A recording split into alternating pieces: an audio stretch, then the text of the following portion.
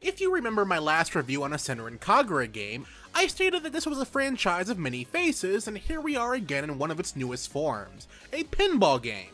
While I wasn't really digging the third-person shooter or the massaging game, surely one can't manage to screw up a pinball game, right?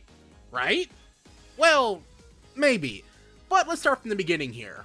Senran Kagura Peach Ball stars 6 of our heroines, Haruka, Asuka, Yumi, Yomi, Murasaki, and Riona.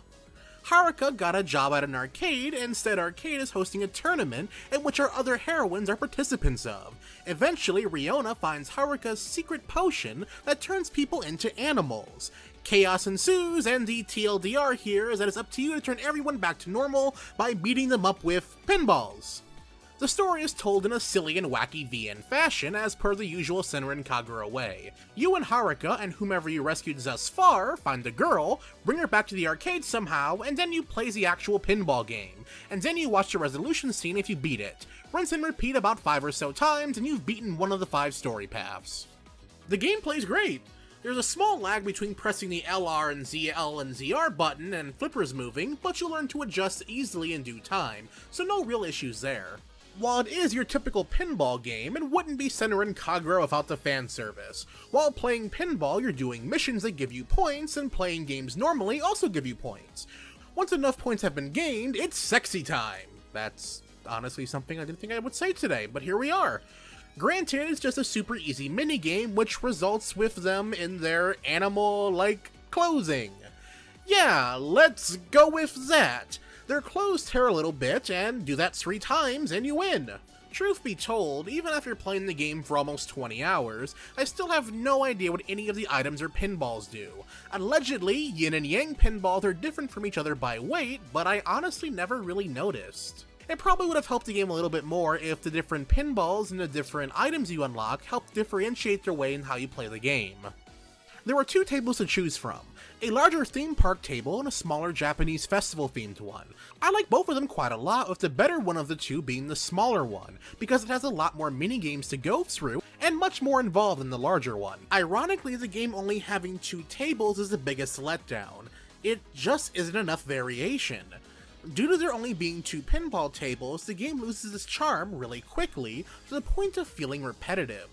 Honestly, if you love Senran Kagura enough, this might not bother you, but if you're not that big of a fan or are looking more forward to the pinball side of the game, well, I'm sorry.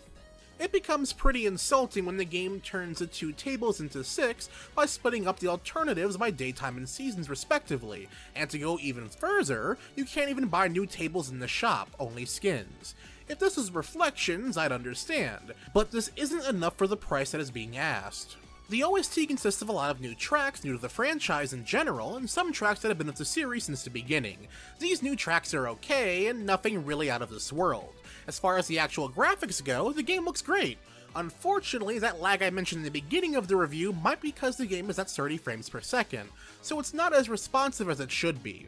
What's worse is that the game may randomly dip in frame rate momentarily. Oddly enough, it doesn't matter if the game is in story mode or in the pinball section for this to happen, so it's pretty weird. At the end of the day, your mileage may very well vary, because it's just a pinball game with a Senran Kagura skin.